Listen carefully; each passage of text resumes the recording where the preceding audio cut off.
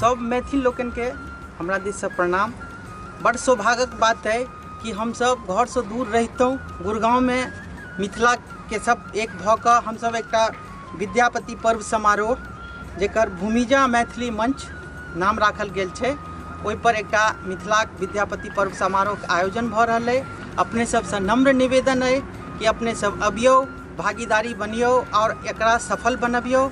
ऐसे हमर सबके एकटा कल्चर के एकटा संदेश भेट रहा है कि हम सब मैथिल एक जगह एकत्रित हैब, तै संगे संगे एक दोसर से परिचय हैत मैथिल सबके, और जते हम सब मिथिलावासी छी तैमे हमरो सब में एकटा एकजुटता हैत।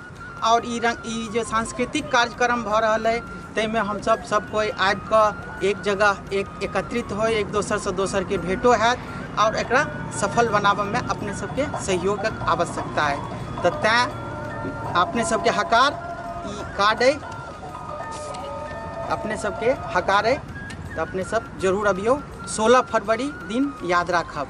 जय मिथिला, जय मैथिली।